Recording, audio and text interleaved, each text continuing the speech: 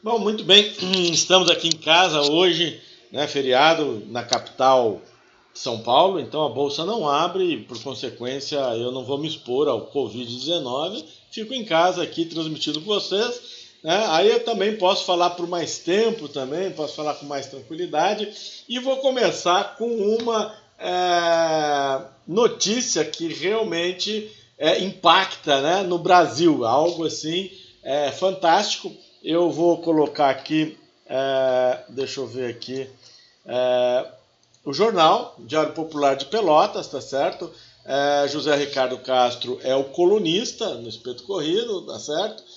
E aí aqui ele tem algumas notícias, mas aqui que começa a notícia mais fantástica da vida que a gente pode imaginar, né? Ele coloca ali, nunca antes como jornalista profissional, o Espeto, que é a coluna dele, viu o que passará a narrar a seguir. É algo inacreditável. Ele está enganado, nós estamos no Brasil, nada é inacreditável no Brasil. Nada, tudo é possível nesse país. Tá certo? Muito bem. Então, o que acontece aqui veja bem. Assim como confessa sua perplexidade, pede ao leitor que não se assuste. Mas não precisa se assustar, nós estamos no Brasil, rapaz, vai assustar por quê? Né? Mas vamos lá, qual que é o motivo disso tudo, né? Por empenho na Secretaria de Administração de Capão do Leão, que é o município aqui do lado, já fez parte do município de Pelotas. Quando houve aquela época de desmembramento, Pelotas perdeu aí três áreas para 3 municípios, e um deles é Capão do Leão, tá certo? É um município aqui do lado, bem perto, o centro daqui. Mas, por empenho da Secretaria de Administração do Capão do Leão, o ex-prefeito Mauro Santos Nolasco, do PT, encaminha o recebimento da indenização de pedido de demissão sem justa causa, a partir de 31 de dezembro de 2020. Está no memorando número 2402 de 2020 da Secretaria de Administração. Então tem até o número aqui, tem tudo. Eu estou replicando aqui porque realmente isto é um fato muito importante que pode vir a trazer efeitos mais importantes ainda, né? Então fica aqui registrado o jornal e tudo. Mas continuamos, né?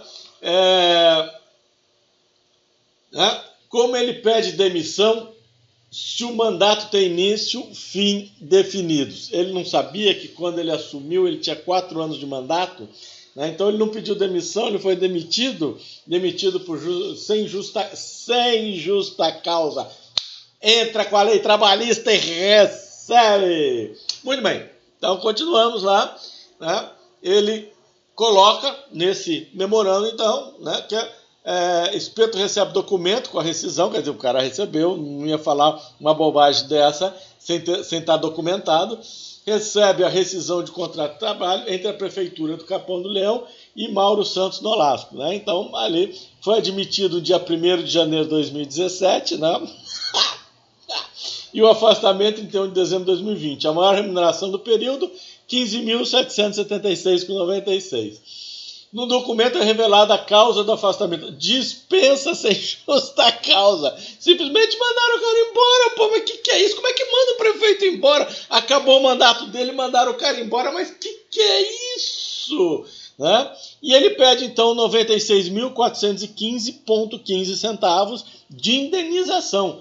Descontados, né, 3.934,15, né, o valor líquido é de 92.481. Afinal de contas, mandaram o cara embora sem justa causa, tá certo? Mas isso não para aí, tem um pouquinho mais. Né? Então aí ele comenta, etc, ele comenta algumas coisas aqui. Quem quiser pode entrar aqui no Diário Popular, vai ver ou ler com calma aqui, tá? Se tiver bem legível aí, tá muito bem, se não entra ali, é fantástico, né? Mas não fica só aí, tá? Porque técnicos da Secretaria de Finanças e Administração de Capão do Leão trabalham no caso. Também são analisadas as situações da vice-prefeita Gilciane Baldassari, do PT. e que acumulou a Secretaria de Educação, dos secretariados e dos diretores que teriam sido promovidos em dezembro. Os primeiros números estimados de desembolso de R$200 mil. Não dá certo, né? Pois é, então, como é que fica essa situação? Uma situação muito interessante, né? Você é eleito para ser prefeito, para ser vereador, para ser governador, para ser presidente, vice e etc, etc, etc. Acaba o seu mandato, você entra com uma ação trabalhista pedindo que indenização porque você foi demitido sem justa causa, né? Você não conseguiu se reeleger, então... Agora, você imaginou o cara que foi reeleito, não pode se reeleger pela terceira vez, né? Ou pela segunda vez. Então, o que acontece? Aí você entra por 8 anos, né? Indenização por 8 anos. Fantástico, meu, fantástico. Isso é Brasil, isso é Brasil. O Brasil é assim, né? Tem tanta lei, né? Tanta lei. Agora os caras iam fazer uma lei para pular fila, né? Vai virar crime você furar a fila da vacina. É Brasil, Brasil é assim, meu filho. Tem 1 trilhão de leis, né? Porque tudo vira lei, porque educação, né? Então tudo vira lei, e aí a lei dá margem para fazer N 500 mil coisas, né? Então tá aí. Amanheceu uma segunda-feira com um ex-prefeito entrando com ação trabalhista por demissão sem justa causa. É fantástico, meu filho, é fantástico isso. Mas vamos lá, vamos falar sobre a greve dos caminhoneiros que aconteceu dia 21 de maio de 2018. A pergunta é, teremos outra? Olha, eu vou te dizer que é complicado, né? Aquela ali teve uma condição específica que realmente culminou naquela greve, né? Alguns fatores que levaram a acontecer aquela greve é que no governo anterior, né? Eu acho que no segundo mandato do Lula, no primeiro, não lembro, não estou com dados aqui oficiais, oficiosos, mas simplesmente houve um incentivo muito grande para a venda de caminhões, né? E existia um Finame, um BNDES, aí fazia através do Finame uma condição muito especial para comprar caminhão.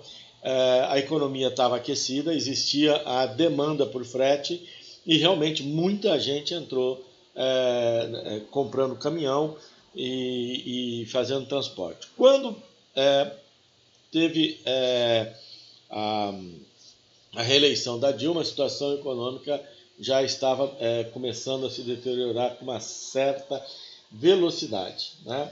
E aí a gente teve também o impeachment, né? E aí com isso ficou inviável pagar aquelas prestações, não tinha frete, né? Quem contratava frete jogava o preço cada vez mais para baixo, só conseguia sobreviver quem realmente tinha uma estrutura muito bem montada, né, em relação a oh meu Deus, escapou aqui, eu ainda estou com outra coisa na cabeça. Em relação a frete, né, a transportadoras, realmente as transportadoras elas estavam com muita capacidade, assim mesmo muito difícil, e essas mesmas transportadoras, né, foram responsáveis, né, depois se descobriu, né, que elas até ajudaram a bancar essa briga toda, né? Então isso aí é um fator, né, um fator bastante grave, né? Bastante grave que ocorreu. Estava vendo algumas notícias aqui para passar para vocês, que ocorreu. Então, isso culminou na greve, tá? A greve, então, aconteceu. Mas uma nova greve agora fica um pouco complicado, né? Por quê? Porque são 4 ou 5 sindicatos, tá certo? As condições não são ideais para uma greve, mas está começando a se criar aí uma nova tempestade perfeita, né? Agora virou essa manchete aí, né? Agora a gente usa tempestade perfeita, que foi a que pegou lá nos Estados Unidos aqueles 2 furacões. Mas enfim, o que acontece? Você está vendo um governo que está, ao meu ver, fraco no momento, não vou entrar no mérito.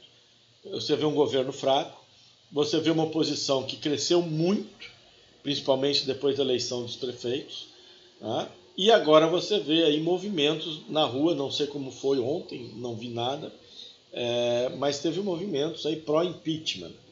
Então você tem um governo que está perdendo força, você tem uma oposição que está ganhando força, e de repente você tem um movimento dos caminhoneiros, que é uma coisa extremamente impactante na economia, depois de um ano onde a economia teve setores que ganharam muito dinheiro e setores que simplesmente desapareceram ou podem vir a desaparecer. Aí você vem com uma greve de caminhoneiros. Você já não tem insumo, a gente vai no supermercado, faltam algumas marcas ou faltam alguns produtos, por quê? Ou não tem embalagem, ou não tem o próprio insumo, ou falta matéria-prima para produzir aquele produto, e aí você começa a ver que tem aí já uma dificuldade. Você imagina se você coloca uma greve dos caminhoneiros no meio dessa história toda. Então, isso me parece mais um movimento de pressão política que está crescendo junto com o impeachment, né? Então, se as coisas começarem a complicar muito, a gente pode ouvir falar, sim, numa materialização de uma situação dessa. Eles falam para a greve dia 1º de fevereiro, dia 1º de fevereiro, que dia da semana que cai, vamos ver aqui, é uma segunda-feira. Então, eles teriam o final de semana para preparar isso, né? A gente sabe que às vezes esses movimentos são violentos, né? Eles trancam a estrada, quem quer furar, eles batem, eles põem fogo no caminhão, faz um monte de coisa, são normalmente extremamente violentos, como foi a outra, 2018, foi violenta, teve episódios extremamente violentos de agressão física e depredação de patrimônio, e os caras em cárcere privado, né? Que na verdade naquela época, né, até começou o movimento pró-Bolsonaro, porque o exército foi levar comida, tem muita fake news no meio disso aí, mas algumas coisas realmente aconteceram, porque é um ponto estratégico, né? É um ponto fundamental, né? É o transporte de produtos. O Brasil não tem ferrovias, né, que possam suprir essa demanda. A gente tem uma opção na década de 50 pela rodovia para produção de emprego, produção de, enfim, né? Você precisava fazer a rodovia, você precisava produzir o caminhão, você precisava do caminhoneiro, você precisava do carregador, enfim. Então isso aí gerava muito mais dinheiro do que você construir uma ferrovia, né? E que não ia produzir empregos como ia produzir a indústria automobilística.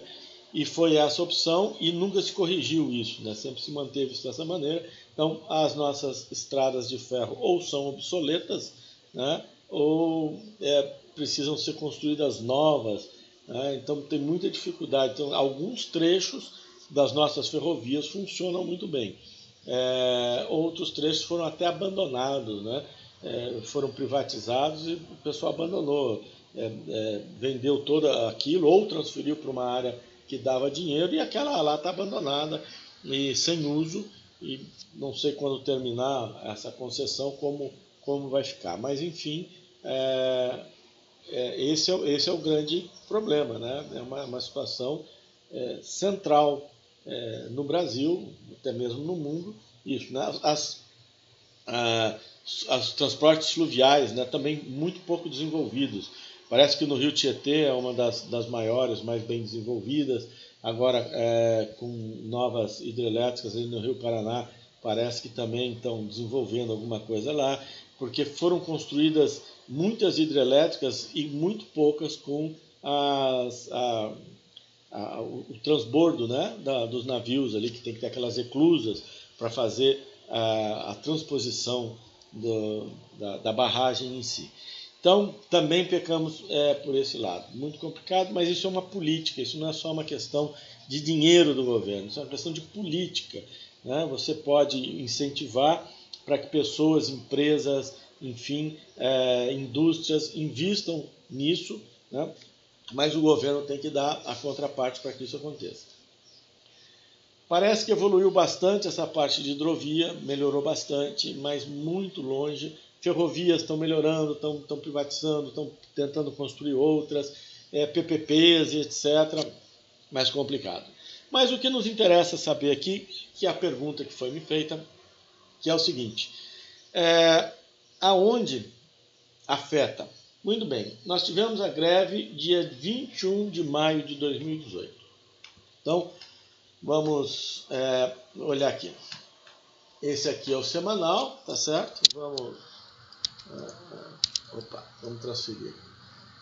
Maio, abril, maio de 2018, tá certo? Maio de 2018. Então, se estão corretas as minhas informações, maio de 2018 se encontra aqui, tá?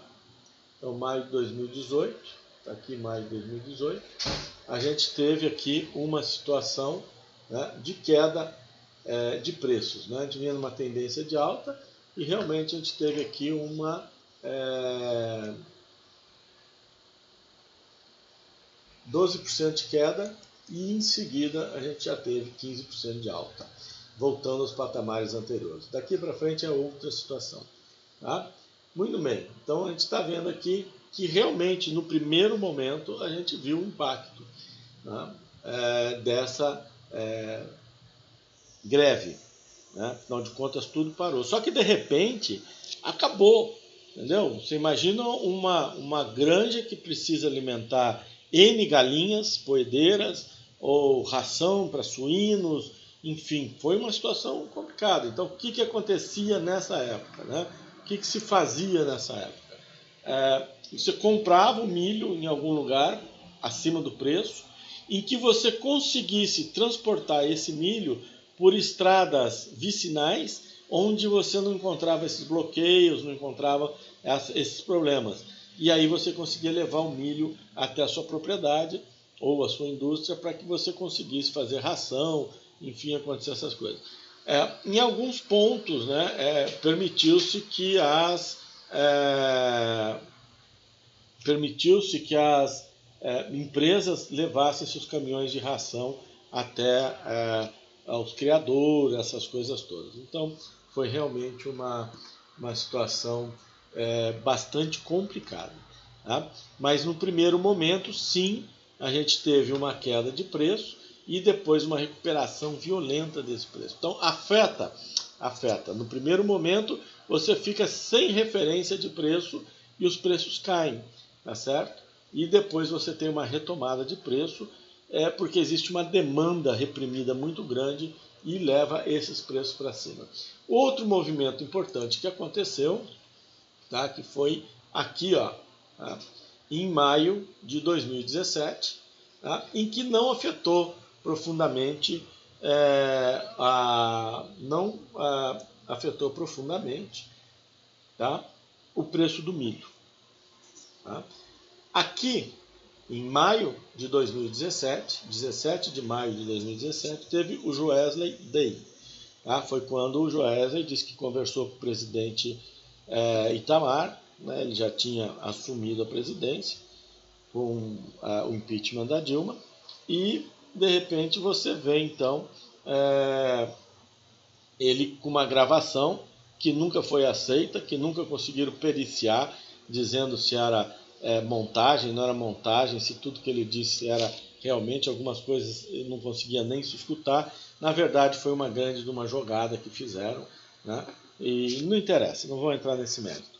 Enfim, ele denunciou o presidente como recebendo dinheiro de todo aquele esquema que estava acontecendo na época, e a bolsa caiu 8,8% e o dólar subiu 8% naquele dia. Foi um pega medonho, né?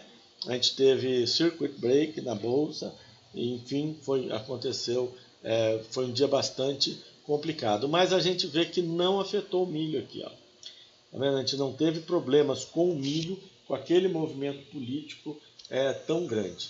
Tá? E se a gente voltar mais um pouco o tempo, né, a gente também não enxerga, a não ser os movimentos normais, né? Veja bem, nós estamos aqui, viemos em abril, né? Entramos em maio, maio sempre tem uma correção, né? Aí entramos para junho, julho, pré-colheita de safrinha, ou já início, julho, já início de colheita de safrinha, ou já colhendo safrinha, quando a gente tem uma oferta grande e o milho então começa a corrigir. Tá certo? Então aí entram outros movimentos. Se a gente chegar nos dias de hoje, tá? O que a gente vê hoje no milho, tá certo? A gente vê que ele realmente vem em boa correção, tá? Tivemos aqui um momento bastante complicado e agora a gente pode ver no semanal aí ele voltar pelo menos na casa de 82, se perder 82, realmente a gente começa a ficar uma situação mais complicada, né? Esse aqui era um inside buy que não se concretizou, quer dizer, também não acabou. Não, já acabou. Eu estou com o gráfico errado aqui. Esse aqui é o de casa, não é o lá do escritório, tá? Então, a gente teve um fechamento no diário feio, né? Bastante feio, mas nós estamos com a média de 21 aqui para esperar o que acontece. Qual é o outro fator que a gente pode ter, que é um fator bastante complicado, né? Mas aparente, foi o que me perguntaram. Guto, e o lockdown na China? Bom, a China está entrando aí, vai ter agora a comemoração, né, do ano, da mudança de ano, o ano novo deles, ano lunar, então é em fevereiro que eles comemoram, e falou-se em lockdown, mas a notícia tem que ser bem interpretada. Ele não vai ter um lockdown nacional como aconteceu o ano passado. Cada região, ou cada município, vamos falar dentro do que a gente entende, mas cada município cada estado e município vai definir se vai ter lockdown, se não vai ter, que movimento vai ter, porque eles estão com um surto de Covid-19 no norte do país, mas não no resto do país, né? Existem alguns pontos aí de contaminação, mas realmente tem um surto mais ao norte do país, então vai ficar livre o governo chinês, o governo central chinês, deixou livre para que seus municípios, seus estados, suas regiões definam. Teremos lockdown, não teremos, vai ter festa na rua, não vai ter, etc. Então, isso não é um fator como ocorreu, né, no início da pandemia, quando realmente se trancou tudo e ficou tudo travado. Tá bem? Então, eu acho que a China está indo muito bem economicamente, né? Ela foi o único país aí que conseguiu ter um PIB positivo e elas estão indo bem. Um lockdown generalizado lá realmente seria impactante, mas eles já falaram que não vai ser assim. Vamos ver como é que vai ser. Europa, sim, está bem travada, né? Estados Unidos está numa situação extremamente complicada, o Brasil não se fala, né? A gente tem uma quantidade, já iniciou a vacinação, mas uma quantidade ridícula, né? Está falando em 8, 9 milhões de vacinas para um país que tem 220 milhões, 215 milhões de habitantes, sendo que você tem que dar duas doses, então está falando aí uma quantidade muito pequena, mas com a graça de Deus já estão iniciando alguma vacinação. Se a vacina é um motivo positivo em termos de mental, né, da gente ter esperanças e tudo, eu espero que ela também seja na eficácia dela também. A gente não pode dizer que a vacina não é eficaz. Ela é eficaz, agora a gente precisa saber quão eficaz ela vai ser, mas pelo menos é um alento, né, a gente saber que existe algum tipo de proteção. Então, esses são os efeitos que eu acredito que a gente vai ter. Então, no momento, ainda não é uma situação confortável, eu acho que nem vai permanecer uma situação confortável, mas a gente fica bastante cauteloso observando as situações que vêm pela frente. À tarde vou fazer um outro vídeo mostrando para vocês como foi o mercado lá fora de milho e de soja, para a gente ter uma ideia como estão as coisas, as notícias que vierem de fora que possam vir impactar a abertura de amanhã. Tá ok? Vou ficando por aqui, né? E espero que tenham gostado das 3 notícias hoje faladas aqui. Tá ok? Então vou ficando. Até mais tarde. Até logo.